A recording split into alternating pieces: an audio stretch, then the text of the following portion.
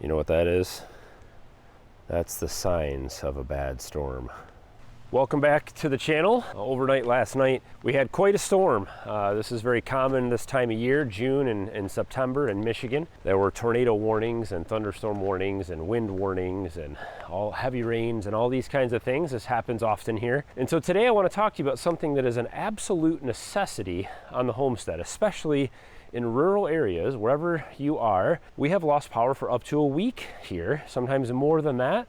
We have done lots of backup options here on the homestead. We have solar backups, we have battery banks and power inverters and all kinds of other things. Let me show you what we have been using. And today we're gonna hook up a new generator that's very special. And I'm gonna show you how I hook it up to my house to power all the circuits in the house so we can power whatever we want.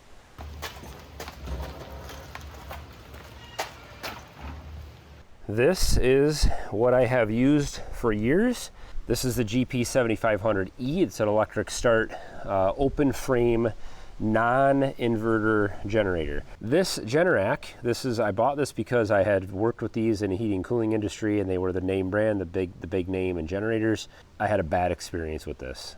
Years ago when I bought this generator, we had a huge winter storm. It shut down power, trees were falling, branches were breaking, power lines were down everywhere around here, and power was out for over a week. I went out and I hooked this up to our home and I ran it for about 8 hours and it blew up. It threw a rod, something went wrong and the engine blew up. What a huge letdown. I had to go get this repaired. It was under warranty, but that doesn't help you when you're in an emergency. This open frame generator, non-inverter, what that means is this has a very dirty power. It's time for an upgrade. It's time for something that's not as noisy, something that runs everything better, and it gives me options for a fuel source. And so let me show you what we've got now that is going to change everything here.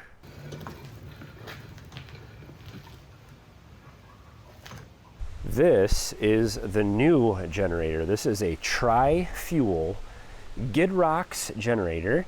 It can run off of either gas, propane, or natural gas, which means that if you live in the city or live in a place that has natural gas hooked up, you can hook this up to you can pipe natural gas right out to your deck or out the backyard or wherever you have the generator sitting, and you can hook this up and you can run this thing infinitely off of natural gas with no worrying about running out of fuel. Propane, this is great for rural areas. This is great for places when you run out of gasoline. It's a lot easier to run off of, or if you have a large propane tank at your house, you can power this right off of your gas lines that run throughout the house if you have propane. And then of course, regular gasoline. You do see the different levels of energy density in the fuels there. You get the most power out of regular gasoline as fuel. This is an inverter generator. This is an enclosed generator as well, which means it's going to run a whole lot quieter. I will go through the entire operation of this. We're going to test this out with all kinds of different fuel sources. You have your fuel selection here. So in storage, that turns your fuel off. You've got propane, gasoline, or natural gas here as a selection. You've got your different inlets here for those various fuel sources. You've got a couple breakers for your standard 20 amp, 120 volt circuits here, or plugs. A couple breakers up here for the 30 amp and the 50 amp. This is a 30 amp, 120 240 volt plug. This is a twist lock plug. This is standard what would be on our old generator that we have. And then this also has a 50 amp, which is what we're going to be upgrading to today. So because this has such a higher wattage output, we actually have the option to run a 50 amp circuit to our home. This has a monster 8.7 gallon fuel tank on the top of it. It is, I think my old one was 4 gallons, maybe 5. The inverter generator is what will give you clean power. That means your LED lights and your more sensitive electronics aren't going to flicker and aren't going to have a hard time running off of this. It gives you a pure sine wave output. Whereas the old generator, the open frame generator, gives you a square sine wave, which is actually a dirty power. It's not good for especially compressors and refrigerators and freezers and other electronic sensitive things. It's not good for that. All right, out here at the back of the house, so we have a few things that I have upgraded since we moved in that allows us to hook up a portable generator like this to our entire breaker panel. I'll show you what I have here. We're going to upgrade it to handle the 50 amp service versus 30. And this is the way to go. This is, to me, even better than your automatic or your separate transfer switches. This allows you to safely and legally that meets code requirements, backfeed your generator into your panel. This is our generator inlet box. This I installed many years ago here at the home. This is only a 30 amp style box, and so we need to take this off. We need to take the box off, and I have a new one and a new cable that I bought off of Amazon to get this set up with our new generator with our 50 amp service. Let me show you what I got off of Amazon to upgrade this, and we'll get this installed and set up and running. Oh, look at that. That is a monster cable right there. Should be pretty simple.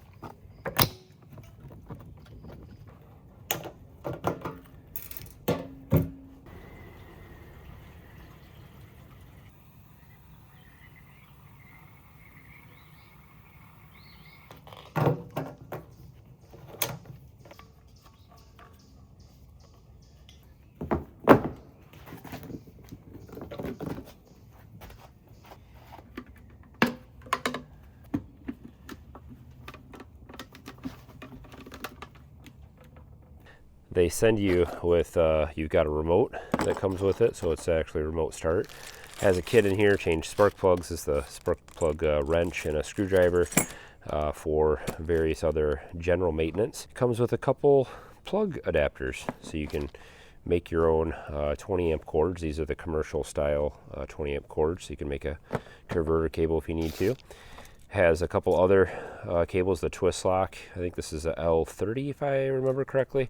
It also has the 50 amp plug that you can use. This is a converter to different types. And then it has the 50 amp oven plug style, and you can make your own one of these as well. So this is pretty cool that it comes with these, because these are very useful. I'm not going to need these because I bought that other kit, but it's a lot cheaper to make your own. And I spent $100 on that other kit on Amazon. You can use these to make your own cables just with Home Depot cord. It also comes with what I can only guess is a generator cover, which is pretty sweet because I might end up leaving this out on the back deck, and so I've got a cover for it, which is just perfect. It also comes with the natural gas hose, which is in here. This is I'm not sure how long it is. Looks like it might be about 15 or 20 foot. And it also comes with the LP or liquid propane hose that I have hooked up here already. So I hooked this up. It just clips. It's got a quick connect right on the front there. I've got our 50 amp cable hooked up here. This is a 25 foot cable, I believe, run over to the house, and it's hooked up to our new port on the back of the house here. So this will be, it's nice and sturdy in there, but this is a monster cable. I will say just the obvious things. This one has a carbon monoxide detector on it, and if it detects carbon monoxide, it will shut off. Once we get this fired up, we'll just let it run for a little bit, just get it kind of broken in, and then we'll put it through some load tests on the house. We'll go flip the breaker on the inside, and we'll let it power the entire house.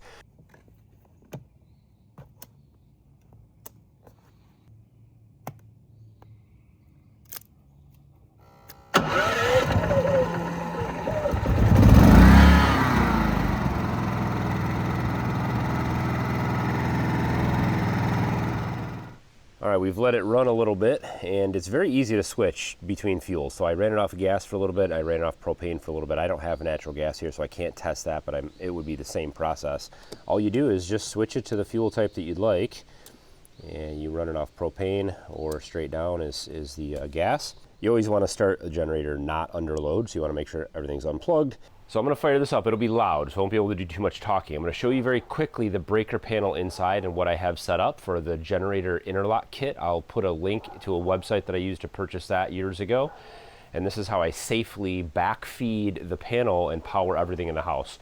So we'll go in there, I'll show you what I've got, and we'll fire the generator up and we'll put it under load a little bit and just see how well it runs on some higher amp draw things like the stove, or maybe we'll try to run a dryer or something like that off of it.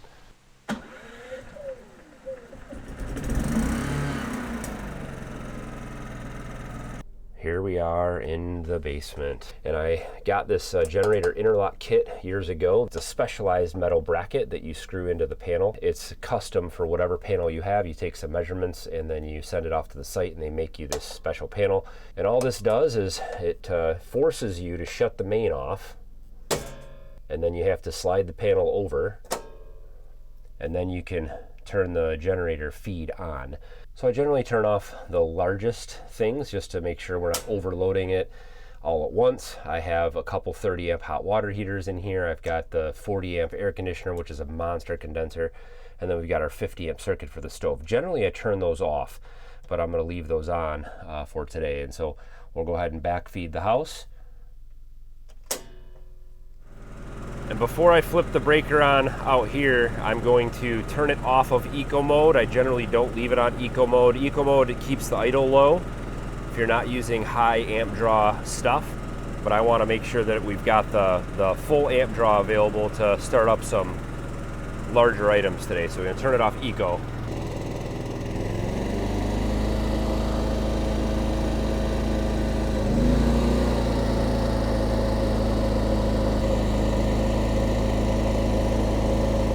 So that told me there we were pulling about 2,000 watts, powering the entire house right now. We don't have any of our big things running, the air conditioner's off, but let's go inside. Maybe we'll see if we can run the dryer. One of the things that often didn't work well is these LED lights, and they would flicker. It would be a constant annoying flicker on the old generator.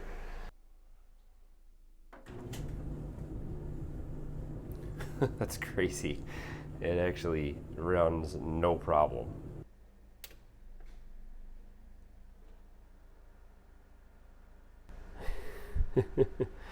I can hear it working out there.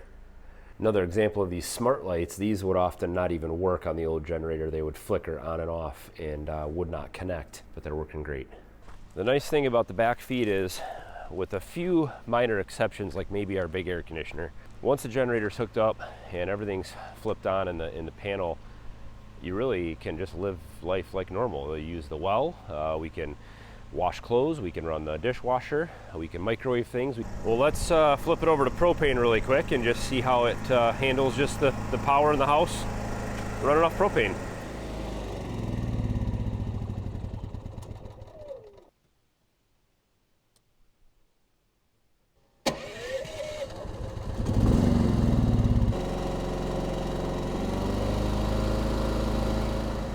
We'll go ahead and see if we can fire up the dryer again and see how it handles the higher load. We're just running about 1,000 watts right now, just at idle, with just the standard lights and things in the house. Being able to run off those propane tanks is a game changer, because a lot of times when we get into real bad emergencies around here, there'll be lines at gas stations. Sometimes it's hard to get fuel. Sometimes we've run out, had to shut the generator off. I've always got a bunch of propane cylinders around here. I got a bunch of propane things, barbecues and other things. I can throw a propane cylinder on this and run it until we can go get more fuel. So what a great backup option. No problem at all. I don't know how it looks on camera, but in person there's zero flicker.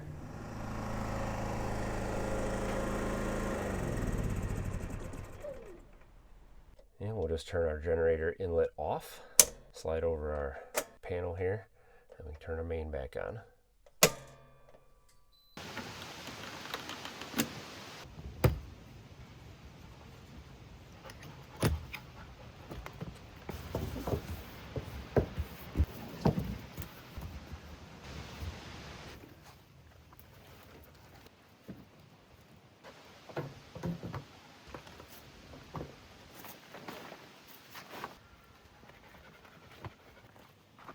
And now we have our new 50 amp inlet, and right over here the cord reaches to the generator. It can kind of sit just off the path here. And now we finally have a reliable multi-fuel source emergency power option here on the homestead. And so now I have no worries. If the power goes out for as long as it wants to go out, I can power everything I need to in our home so that we can live life pretty much normally. Check out the GIDROX Tri-Fuel Series generator. I'll put a link in the description. So let me know what you think. What do you have over on your homestead for backup power? Do you use some kind of renewable energy? Do you have a generator that you use as emergency backup? I would love to hear from you guys. Don't forget to hit thumbs up on today's video. Of course, subscribe if it's your first time here. We'd love to have you follow along with all the fun over here at the SSL Family Dad channel. As always, more videos to come. We'll see you next time.